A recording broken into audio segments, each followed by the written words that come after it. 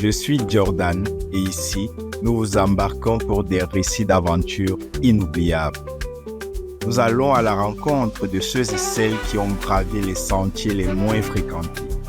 Nos invités, les aventuriers du quotidien, vous dévoilent leur périple extraordinaire.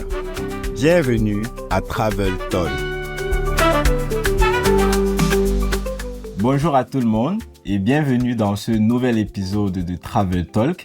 Il faut le dire, c'est un épisode tout à fait particulier parce que nous avons fait le déplacement jusqu'à Aix-en-Provence, dans le sud de la France, pour rencontrer une invitée exceptionnelle, une invitée géniale, Virginie Allaire, une conseillère voyage au parcours exceptionnel et atypique, qui a roulé sa bosse dans la banque et qui se retrouve aujourd'hui dans le travel management. Avec elle, on va parler des aspects très techniques de la préparation d'un voyage. On va parler du travel management en général, de son parcours atypique. Et bien évidemment, elle va nous raconter ses aventures incroyables à tous les quatre coins du monde. Bonjour Virginie. Bonjour Jordan, bonjour tout le monde. Je suis trop content d'être avec toi aujourd'hui sur le plateau de Travel Talk pour parler voyage, de tout ce qui nous ravit avec toi. Et moi, je suis très contente que tu aies fait le déplacement jusqu'à Aix-en-Provence. Ah ouais, je devais le faire. Il faut dire que j'ai raté mon premier RER pour être là aujourd'hui. Je me suis dit, bon, mais peut-être il faut annuler. Mais après, j'ai dit, pas question. On va parler, on va s'amuser. Ok, bah super. D'accord. Ouais. Bon, moi, je t'ai un peu présenté. Et maintenant, moi, je vais te laisser à toi aussi le soin de te présenter face à notre public, quoi. Comme tu l'as dit, je suis aujourd'hui conseillère voyage au sein d'Odyssey, qui est une agence de voyage spécialisée dans les voyages immersifs, des destinations un petit peu partout dans le monde. Et j'ai rejoint l'aventure du tourisme il y a 2 ans maintenant, puisque auparavant, j'ai travaillé un peu plus de 20 ans dans le secteur bancaire. Il y a 2 ans de ça, la société dans laquelle je travaillais a rencontré quelques difficultés économiques et j'en ai profité pour justement me poser les questions et savoir ce que je voulais faire de ma vie, en tout cas sur les 20 années à venir, parce que j'ai encore 20 ans à travailler. Donc j'ai fait un bilan de compétences et c'est vrai que je suis passionnée de voyage. Au fur et à mesure de mes recherches, de mes enquêtes métiers, j'ai décidé en fait de me former autour du tourisme parce que j'aime toujours la relation client, mais j'avais envie de la faire autour du voyage, contrairement à la banque où on accompagne plus sur d'autres projets comme l'immobilier ou autre. D'accord. Est-ce que tu viens d'une famille de voyageurs? Du coup, tu as dit que tu as toujours été passionnée par le voyage. Alors, pas mes parents, non, mais ma sœur est voyageuse comme moi. Mes frères voyagent beaucoup moins que nous, donc non, je pense que c'est vraiment ma sœur et moi quelque chose qui nous attire particulièrement et on aime sortir des sentiers battus et vivre des expériences différentes. D'accord. Alors, tu as parlé, maintenant tu es à Odyssey, agent de voyage, conseiller voyage. Oui. C'est quoi concrètement ton rôle en tant qu'agent de voyage? Mon rôle premier, c'est de conseiller les clients sur des voyages qu'ils ont envie de faire à travers le monde, sur des voyages immersifs. Donc, c'est vraiment en fait aller sur des destinations hors des sentiers battus, à la rencontre des populations locales. Il reste des circuits où des monuments, des histoires culturelles vont être importantes à voir. Mais voilà, on essaie de faire des choses différentes de ce qui est proposé en temps normal. Donc, mon rôle premier, c'est de conseiller, de vendre du voyage, bien sûr.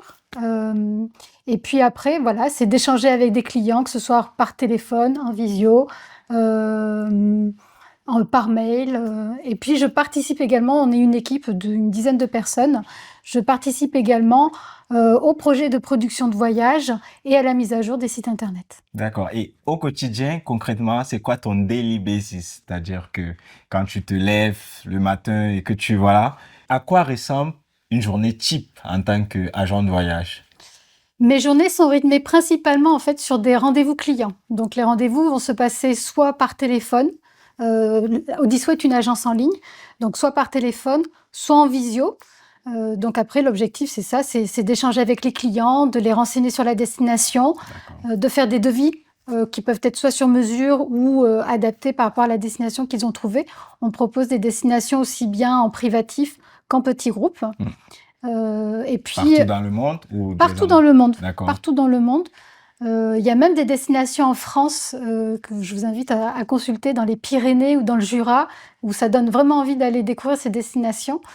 Et donc au milieu de ces rendez-vous, donc après il y a des échanges par mail forcément, des relances clients, mais c'est également de travailler sur la production de voyages, sur la mise à jour du site internet. Voilà, c'est faire vivre l'agence, et être un couteau suisse. D'accord. Alors, avant de te retrouver justement à ce poste d'agent de voyage, je veux le dire, tu as pris le temps de te former. Est-ce que tu peux nous parler de ta formation à c'est SKED, c'est ça? ESCAET, c'est Ouais. ça. Donc ESCAET qui est une école de commerce, spécialisée en tourisme, basée à Aix-en-Provence. Et donc j'ai suivi une formation d'1 an, un master de Travel Management International. C'est un master en fait qui permet d'avoir une vision en fait du monde du tourisme. Ce n'est pas une formation opérationnelle, on va dire, c'est plutôt une formation justement pour des postes de management avec une vision un peu plus stratégique. Donc ça m'a vraiment permis en fait de découvrir le milieu du tourisme, heu, D'accord. comme on ne se l'imagine pas en fait. Ouais. Et Et qu'est-ce que tu as découvert du milieu de tourisme? bah, avant de commencer à l'ESCAET, je suis allée, au Salon mondial du tourisme, à l'IFTM. Ouais. Et là, j'ai découvert en fait toute une économie, un secteur économique, important. J'ai pris l'ampleur, de l'impact du Covid, Mhm. parce que pour le coup, c'est tout un secteur économique qui a été touché et même un secteur mondial, secteur économique mondial.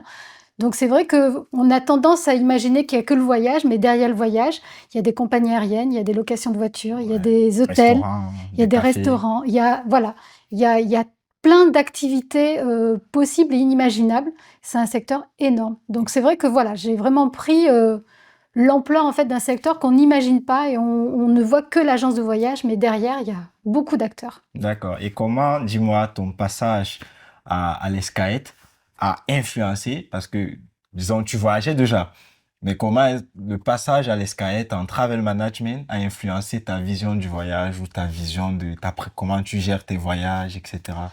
Alors ce que je ne connaissais pas avant de rentrer à l'ESCAET, c'était la notion de réceptif. Ah, d'accord. Voilà, donc c'est vrai que je fais partie de ces personnes où, je vais créer moi-même mon voyage. OK. Donc je vais, lire des bouquins, je vais me renseigner sur internet, hem, voilà, je vais aller piocher des informations un peu partout et je vais créer mon voyage. Je ne le fais pas systématiquement, il y a des destinations où j'estime que, c'est peut-être important d'être accompagné par un professionnel et c'est ce que j'ai fait sur, ma dernière destination et en fait, j'ai découvert la notion de réceptif que je ne connaissais pas auparavant. Donc c'est vrai que, c en tout cas, au sein de la formation, ça m'a permis de me rendre compte qu'aujourd'hui, ce n'est pas parce qu'on est voyageur et qu'on crée ses propres voyages qu'on peut se dire expert. Mhm. Loin de là et aujourd'hui, je m'estime pas du tout experte dans le milieu du tourisme. Donc, du coup, à l'ESCAET, tu as compris qu'il faut se référer aux experts de la Ouais, destination. oui, exactement. C'est aux experts et pour le coup, il y a différents experts. Il y a des experts, en France, et puis il y a des experts sur les destinations, sur place qui permettent justement d'avoir une meilleure connaissance en fait, bah, des voyages à proposer et des petites astuces que l'on n'a pas sur internet. D'accord, d'accord. Et justement, comment aujourd'hui vous arrivez à gérer, enfin, en agence, le fait que il y a beaucoup de personnes qui peuvent vouloir auto-organiser leur voyage. Est-ce que c'est pas, enfin, j'ai envie de dire, les mutations technologiques ne rendent pas compliqué, ou plus difficile aujourd'hui l'activité d'agent de voyage? Si, ça rend plus compliqué parce qu'on est en concurrence, entre agences, on est en concurrence avec internet, avec, les différentes plateformes. Maintenant, moi, je pense qu'aujourd'hui, les personnes qui font appel à une agence, c'est parce qu'ils ont besoin d'être accompagnés. Ils n'ont pas forcément le temps de se renseigner sur la destination où ils vont aller et d'ailleurs, ça prend énormément de temps de préparer son voyage quand on ne connaît pas la destination Mhm. et on peut avoir tendance, à en plus faire des circuits assez classiques puisque, au final, on va trouver les informations sur internet. Donc voilà, moi je pense qu'aujourd'hui, les personnes qui font appel aux agences de voyage, c'est parce qu'ils ont besoin d'une expertise et ils ont besoin de trouver, des choses différentes qui ne sont pas facilement trouvables. D'accord, d'accord. Est-ce que tu penses que le voyage avant Covid et le voyage après Covid, est-ce qu'il y a eu des changements? En agence de voyage, surtout. Alors en agence de voyage, avant Covid, je peux pas le dire parce que je n'y étais Ouais. pas. Mhm. Ce que je peux dire aujourd'hui, par exemple, l'intelligence artificielle, c'est clair, c'est quelque chose qui impacte les agences de voyage, mais d'ailleurs pas que les agences de voyage. Donc ça, c'est quelque chose qui est en pleine mutation. Mais est-ce que les agences de voyage ne s'adaptent pas, c'est-à-dire que à l'intelligence artificielle? Peut-être c'est un Si. outil qu'elles doivent intégrer finalement. Aujourd'hui, de toute façon, les agences de voyage s'adaptent au monde d'aujourd'hui, au monde de la technologie, au fait que les clients ont accès à l'information quand ils veulent. Ils s'adaptent avec l'intelligence artificielle. Donc, c'est un secteur qui est en pleine mutation. Maintenant, par rapport à avant le Covid, j'ai pas encore mesuré cette principale différence. D'accord, d'accord. Maintenant, mise en situation, je veux aller au Sri Lanka. C'est mon premier voyage, je connais rien du Sri Lanka. J'appelle Odysseus, je suis mis en relation avec Virginie. Comment ça s'organise? Alors nous, la première chose, ça va être déjà de découvrir ce que le client, en fait, il a envie de faire comme voyage, si c'est en privatif, si c'est en petit groupe, pour adapter en tout cas la proposition, en fait, aux besoins du client. Après, nous, aujourd'hui, on s'appuie sur des experts locaux, sur les destinations que l'on propose, parce qu'on estime qu'en fait, c'est eux qui connaissent très bien la destination. On va pouvoir avoir des hébergements qui sortent des plateformes classiques, et d'avoir une expertise un petit peu plus fine et pouvoir proposer des circuits qui sortent de l'ordinaire. Si sur des destinations, je vais te donner par exemple les îles Féroé, si sur cette destination on n'a pas du tout d'experts, on ne la maîtrise pas, dans ce cas-là, on va plutôt décliner en fait la proposition vis-à-vis du client parce que voilà, on n'aura pas l'expertise pour aller sur cette destination. Ben, c'est hyper important ce que tu dis parce que je pense que ça rentre dans ce qu'on appelle aussi le tourisme responsable qui veut la maîtrise déjà du circuit et qui veut également faire profiter l'économie ou alors les locaux des retombées du tourisme. Parce que lorsque tu te réfères à l'expert local, ça veut dire que tu partages également les revenus du tourisme Ouais. auprès des locaux. En tout cas, nous, c'est la volonté que l'on a. D'accord. C'est amener les voyageurs déjà à voyager différemment, à avoir un impact positif sur la destination. Donc, c'est choisir des hébergements locaux, pas des grosses chaînes, souvent des guest house. Ok. Donc, travailler en effet avec des guides, des chauffeurs locaux, et ce qui fait que les revenus leur reviennent directement. Voilà, on s'appuie, c'est vraiment notre volonté. D'accord. Et à titre personnel, c'est quoi ton type de voyage? Est-ce que tu es plutôt rencontre humaine ou alors voir des beaux paysages ou alors découvrir pour la bouffe à travers le monde? Dis-moi. Alors, donc la nourriture, non, c'est pas du tout mon objectif quand je voyage. D'accord. Je suis un ovni. Ok. Non, alors moi, c'est vrai que quand on voyage, et je vais dire nous parce que je voyage pas toute seule, j'ai pas encore réussi à passer le pas de faire des voyages toute seule. Mais quand on voyage en famille ou entre amis, l'objectif, c'est les rencontres humaines. D'accord. C'est de faire des activités différentes. Donc, ça peut être des activités sportives, ça peut être des visites culturelles. Et puis, ça va être également, on aime les animaux. Alors après, c'est dans le respect, bien entendu, de l'animal. Mais voilà, c'est un mix de tout ça que je vais rechercher en fait dans le voyage. Et je suis plutôt sur des destinations pas comme tout le monde. Voilà. J'aime bien découvrir des destinations qui ne font pas partie de la to-do list des pays à faire. En dehors des sentiers balisés, comme on aime C'est le dire. ça. Alors justement, en parlant des destinations hors des sentiers battus, moi je t'ai découvert, je pense, à l'issue d'un voyage en Ouganda Ouais. sur LinkedIn. Et Mm. à quel moment on se lève, on dit, je veux aller en Ouganda. Ouais. Raconte-moi. Alors déjà, bon, on va dire que l'Ouganda, c'est pas un rêve de petite fille, mais c'est pour réaliser un rêve de petite fille. Donc un jour, j'ai vu un documentaire sur le Rwanda Ok. et qu'au Rwanda, on pouvait aller à la rencontre des gorilles. Et ça, c'est mon rêve de petite fille depuis que j'ai vu le film Gorille dans la brume. Donc le Rwanda, c'est très beau, mais en termes de budget, les permis gorilles sont extrêmement chers. Et au fur et à mesure de mes recherches, en fait, j'ai découvert qu'on pouvait découvrir, enfin, en tout cas, aller à la rencontre des gorilles dans leur milieu naturel, dans d'autres destinations, dont l'Ouganda. Et du coup, en fait, je me suis documentée sur l'Ouganda. Des bouquins, des documentaires. Et je me suis dit: «Oui, c'est cette destination que j'ai envie de faire» parce que l'Ouganda aujourd'hui propose autre chose que, d'aller à la rencontre des gorilles. Déjà, c'est un pays très riche, au niveau des paysages. Ah, ok. On l'appelle, Il y a quoi comme paysage? tu as des paysages, des plaines, des montagnes, des, volcans si je me trompe pas. Hem, tu as la possibilité de faire des safaris. Donc, voilà, je me suis dit: «L'Ouganda, c'est, la destination en fait pour vivre le voyage de mes rêves» et Ok. je reconnais que je n'ai pas été déçue. Je ne pense pas vivre un voyage aussi beau, par la Tu es suite. resté combien de temps en 15 Ouganda? jours, Waouh. 15 jours et j'ai fait appel à un réceptif. Ok. Donc c'est, Food Afrique d'ailleurs, c'est un Français qui tient l'agence avec, des Ougandais. D'accord. Tout s'est fait à distance, mais la confiance, elle a fonctionné dès le début Mm. Qu'est-ce que tu as vu et en Ouganda? Qu'est-ce qui t'a marqué? Tu viens de dire que c'est peut-être le voyage de vie. Qu'est-ce qui t'a marqué? Qu'est-ce qui s'est passé en Ouganda? tout. Le premier jour, ça a commencé, en fait, quand on est arrivé le lendemain, on voulait, découvrir en fait, l'Ouganda, et prendre le temps en effet de pas partir tout de suite en excursion. Donc notre, chauffeur guide nous a amenés dans un marché, mais à la base, c'était un marché à touristes. Et du coup, on lui a dit: «Non Marc, c'est pas du tout ça qu'on souhaite, découvrir. Vraiment, amène-nous en fait, dans la vie en fait, Quotidien des des locaux. Ougandais.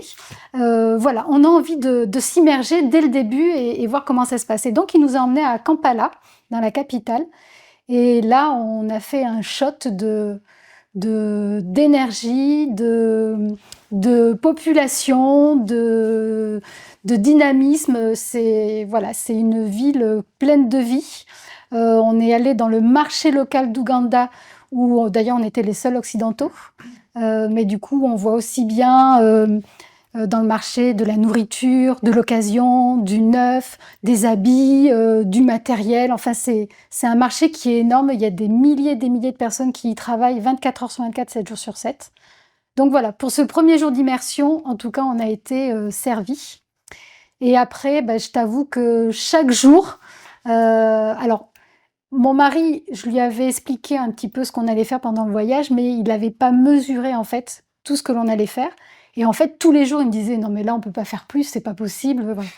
Et donc, il y a eu un jour où on a fait un safari à pied à la rencontre des rhinocéros. Ah ouais. Voilà. Donc, Vous quand en tu avez les as vu? à 20 mètres, oui, tu les as à 20 mètres, où tu sens que si tu bouges, ils vont t'arriver dessus. Donc, il faut que en gros, tu joues à 1, 2, 3 soleil, donc il faut pas que tu bouges. Donc il y a eu ça. Il y a eu un safari, en voiture que l'on a fait et où on a, rencontré une maman lionne avec ses 2 petits Mhm. et on était tout seuls. Voilà, donc bon là, j'ai versé mes premières larmes. Ah ouais.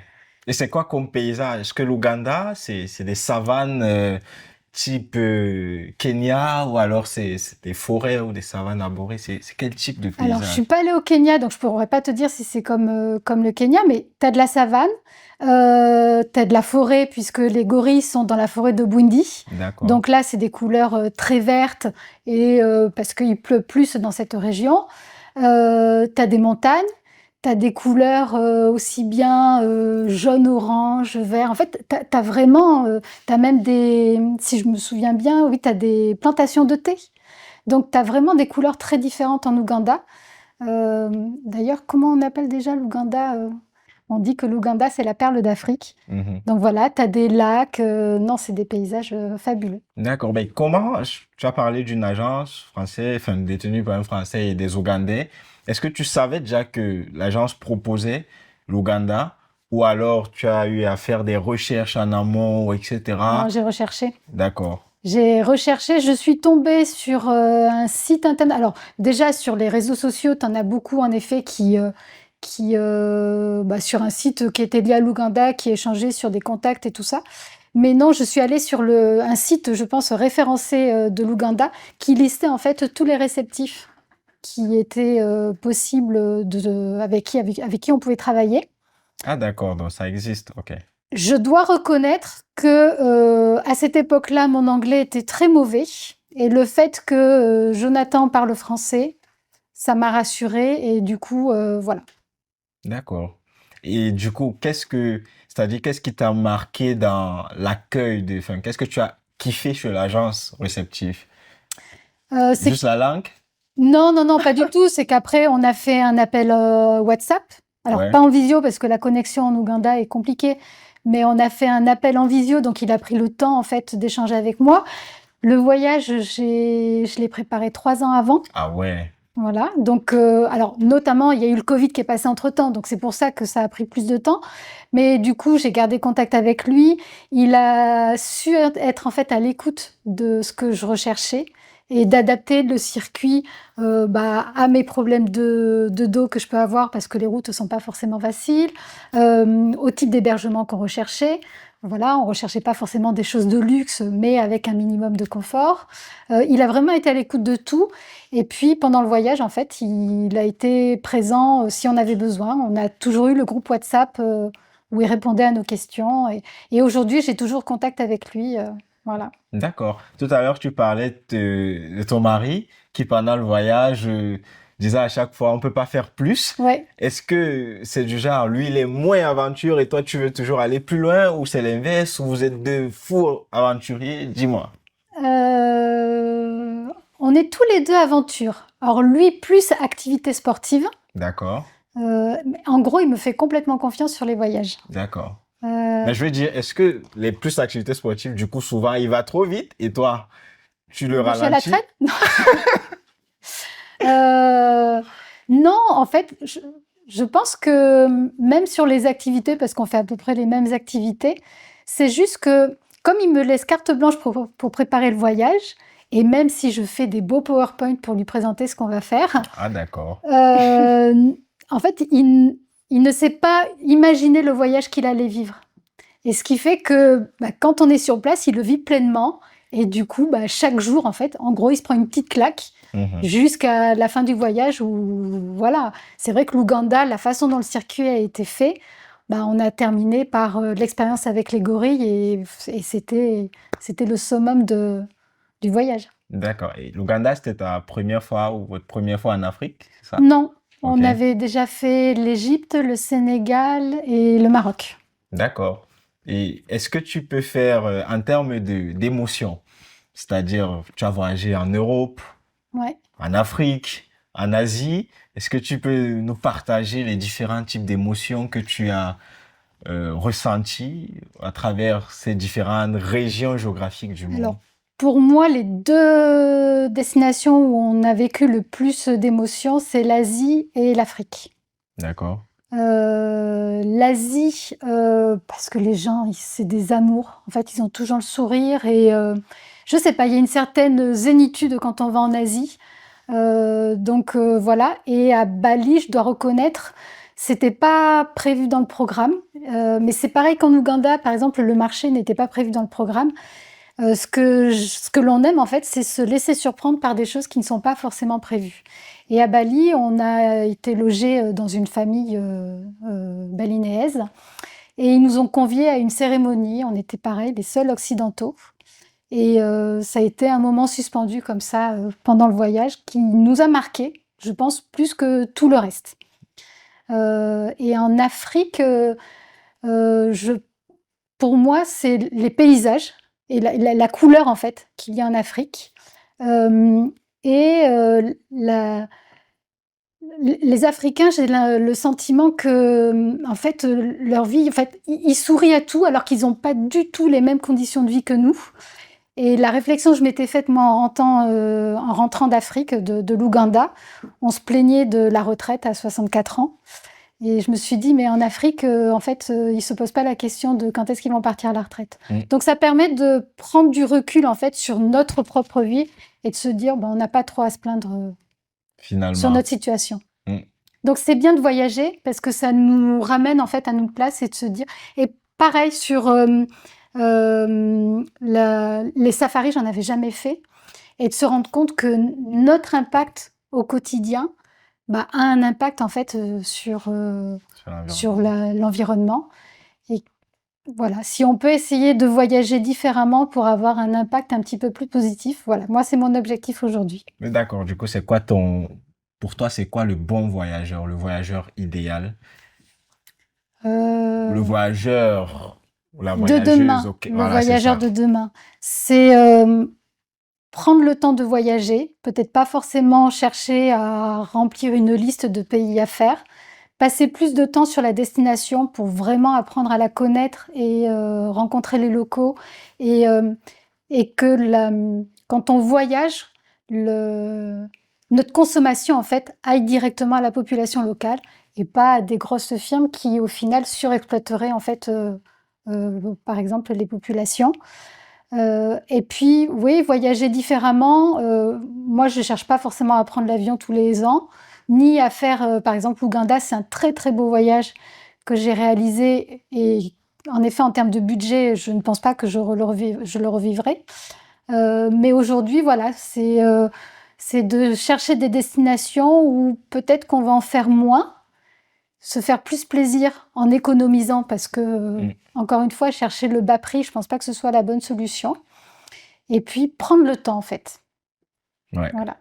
Le Cameroun, c'est une belle destination. Ça fera partie Ouais. peut-être des prochaines destinations, qui sait? En tout cas, on t'attend. Ouais, Je reviens tout à l'heure, tu parlais, tu aimes être surprise ouais. en voyage et ça m'évoque une question. Est-ce que tu es vraiment, tu as parlé d'une préparation de 3 ans pour le voyage en Ouganda, mais là c'était dû au Covid. Mais est-ce qu'en général, tu prends le temps de préparer tes voyages ou alors tu es plutôt last time? Non, je suis pas du tout last time. Ok. Alors, je prends le temps de préparer, mais parce que comme c'est un budget et que je ne cherche pas forcément à payer le moins cher, donc je le prépare à l'avance. Après, l'improvisation en termes d'hébergement, c'est pas trop mon délire, mais parce que comme on part pour 15 jours, 3 semaines, se poser la question tous les 2-3 jours, où est-ce que je vais dormir? Non, c'est pas mon objectif. Par contre, on va dire que une fois que l'idée du circuit que j'ai envie de faire, des hébergements sont trouvés, après je préfère laisser libre en effet à me dire bah tiens je vais rester X jours sur cet endroit-là et on va prendre le temps en fait de découvrir et pas forcément en effet préparer les choses. Donc, il y a quelque temps, peut-être que j'étais très, très organisée, il fallait que tout soit décidé, même les activités. Aujourd'hui, j'aime bien laisser part un peu à Mm. l'improvisation. D'accord. Est-ce que tu as eu des galères en voyage? Est-ce que j'ai eu des galères? Je crois pas. En tout cas, ça m'a pas marqué. Mhm. Il n'y Donc, a pas une situation où je sais pas, tu as été choqué ou t'as oublié ou je sais pas, ou vous êtes retrouvé plein la nuit, pas d'hébergement, rien, rien. Ben, ça veut dire que non. tu es une bonne... Non, problème d'hébergement, on Ouais, n'a ça veut pas dire que eu. tu prépares vraiment bien, comme tu le dis. Non, on ne peut pas le Portugal, on ne peut pas le Portugal, non. Ouais. Non, non, on n'a pas de problème d'hébergement, si ce n'est qu'on peut être déçu de l'hébergement par rapport à ce qu'on s'attendait. Mais pour moi, ça, c'est pas une galère, Mhm. c'est la vie, hein, c'est comme ça. Euh, non, après, On retient que tu es une bonne planeur, finalement. Tu es une bonne agent de voyage. peut-être. C'est vrai que, alors, ça fait pas longtemps que je prépare les voyages, et c'est vrai que globalement, ça s'est quand même bien passé. D'accord, Voilà. d'accord. Est-ce que maintenant, tu peux nous faire un ranking, un top 5 des, de tes destinations que tu as aimées à travers le monde, s'il faut faire un classement? Si on devait faire un classement, bon, bah, l'Ouganda, c'est ici. Bali. Qu'est-ce que tu as aimé à Bali? Bali, j'ai tout parce que pareil, les paysages sont magnifiques. Tu des rizières, t'as de la jungle, t'as tu le bord de mer, hem, tout. Les gens sont gentils comme tout. Et puis après on l'a fait en famille, on était 6. Ok, Donc c'est vrai que voilà, on a vécu un voyage différemment et c'était le premier voyage que j'organisais pour 6 personnes et c'est vrai que tout s'est très bien passé. d'accord. Donc voilà, donc ça fait déjà 2. Mhm. Après c'est un type de voyage que j'ai bien aimé. On a fait une croisière en catamaran, C'est heu, où, Catamaran? dans les îles Grenadines, on l'a fait. D'accord. et c'est le concept de voyage que j'aime bien. Alors c'est en petits groupes, tu vois? Je suis pas du tout, bateau de croisière, 1000 personnes sur le bateau, je suis pas du tout sur ce délire-là. Mais voilier, catamaran, je trouve ça sympa, c'est en petits groupes et ça permet pareil de connaître, des îles différemment et de prendre le temps, en fait et de rencontrer des gens qu'on n'aurait pas fait si on avait loué un bateau, uniquement pour nous. Voilà, Quatrième. 4e,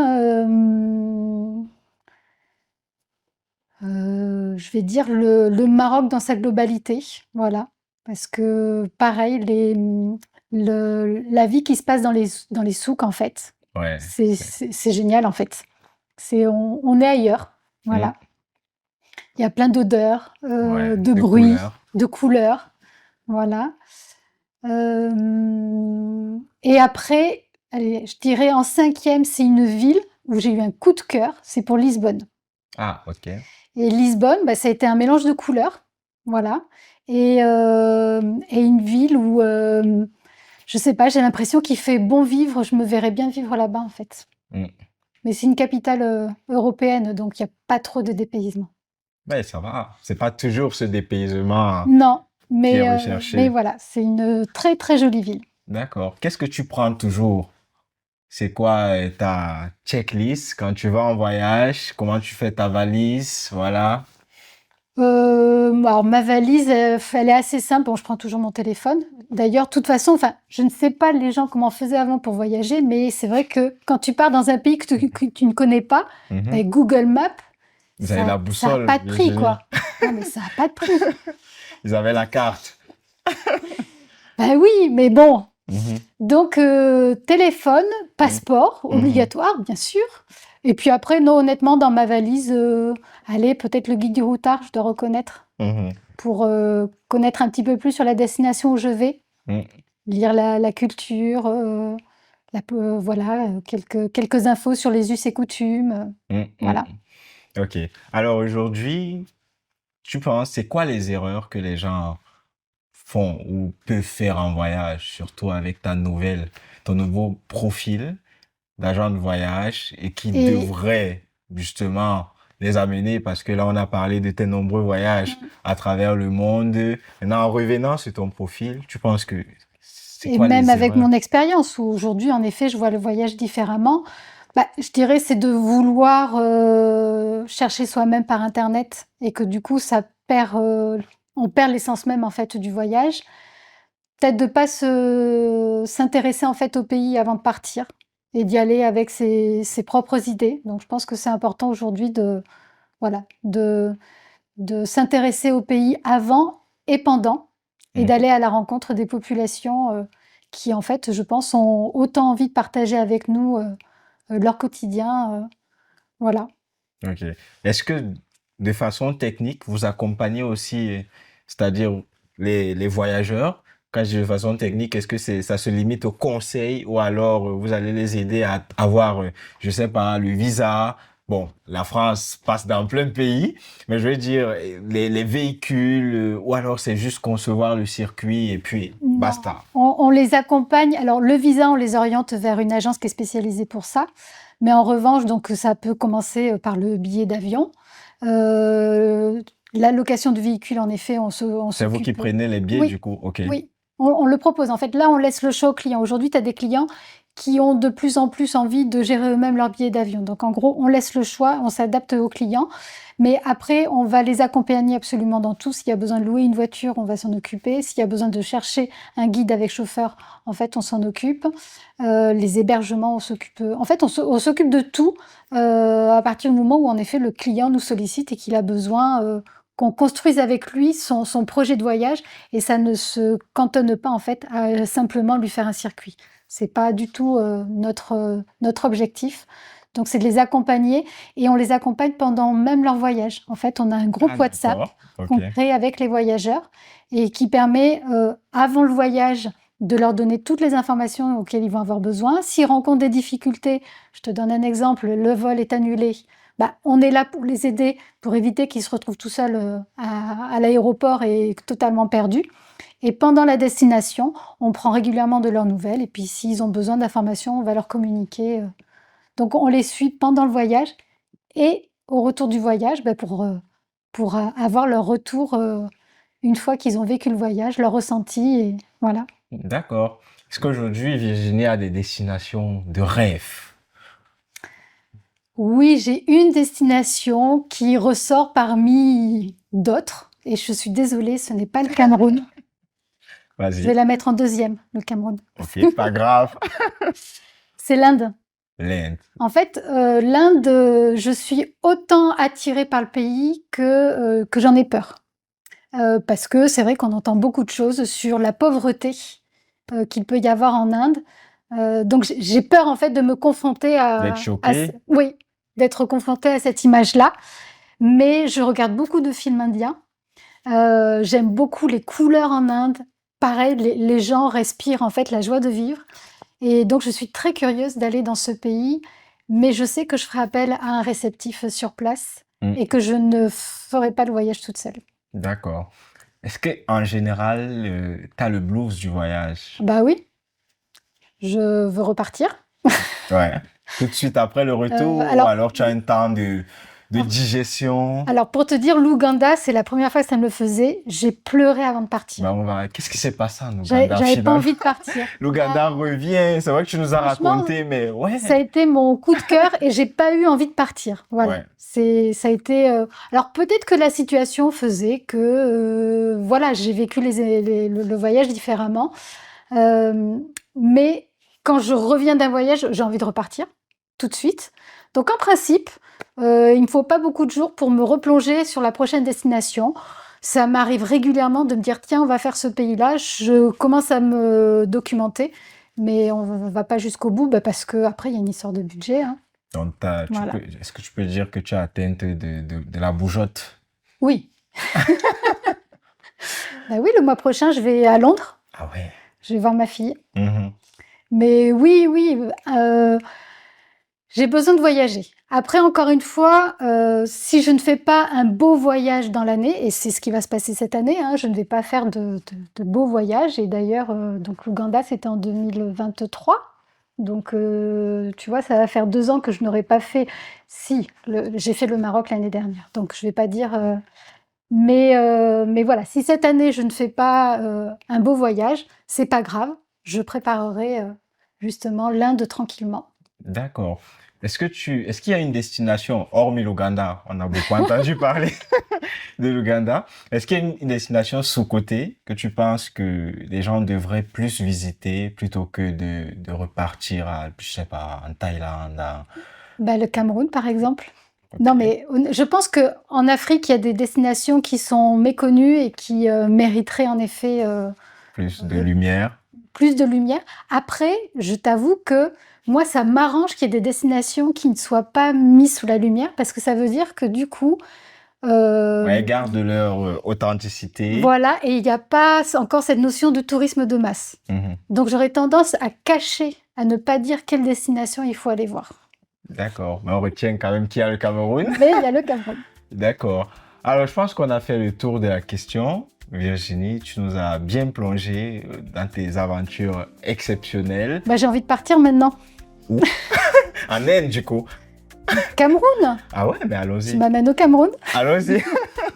Donc, franchement, j'étais ravi de discuter de voyage avec toi. J'espère que toi aussi. Ouais, merci à toi. Franchement, c'était super. D'accord. Merci, Virginie, d'avoir accepté de te prêter au micro des Travel Talk. Merci à toi, c'était vraiment super. J'ai adoré me plonger au cœur de tes aventures à travers le monde. Et en Ouganda, j'ai envie de partir. Ouais, moi maintenant j'ai envie de partir. Donc on fait comment? Non, on y va.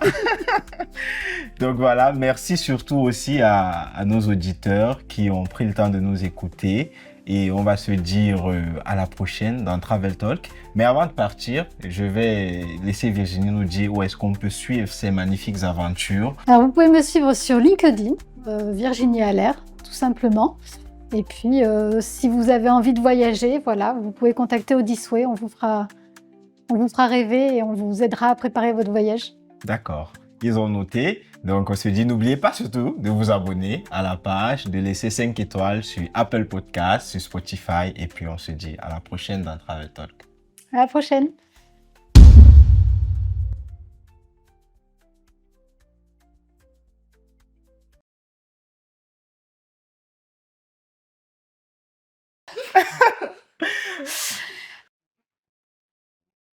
Des galères.